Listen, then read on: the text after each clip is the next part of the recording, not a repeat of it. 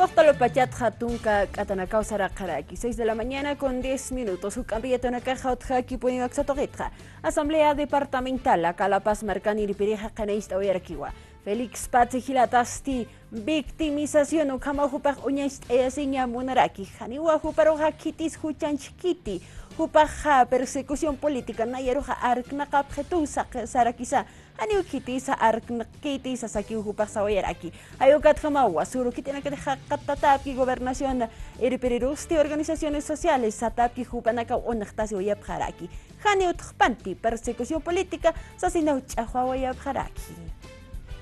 Asamblea Departamental de la Paz Pequenchire Juan Luis Vargas, Hanancha Wayiwa, Movimiento al Socialismo Toquenquira Asambleístas, Haniwa Kunapachasa Amta Oyapkiti Ñan Hachaña Gobernador Félix Patsir Pirero, Amano Kiohakchoque Pjeto Sawayiwa. No es de extrañar, el señor gobernador quiere victimizarse como si nosotros estuviésemos haciendo una persecución política o dañando su imagen. Falso, ¿no? Nosotros queremos decir, con la frente más alta, decirle al gobernador que pueda él comparecer y también se atenga a las consecuencias, ¿no? Porque al fin y al cabo todo servidor público tiene que conocer la ley 1178. Ucamaraquiwa Asamblea Departamental Pequenchiri Sawayi, Gobernador Patsijano Alinaka Lorowaik Chaucaja, Untasiñapawa Juchapa. Entonces tiene que comparecer hasta la justicia el señor gobernador, porque no es un tema de una persecución política de ninguna forma.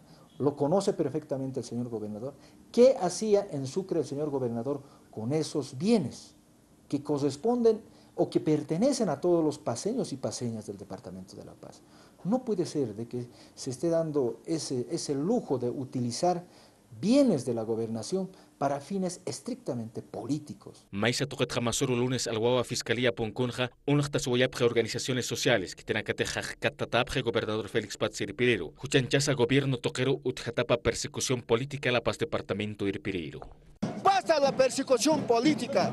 Nosotros como organizaciones sociales estamos socializando en diferentes lugares, ya aclarando cuál es la persecución política de este gobierno centralista.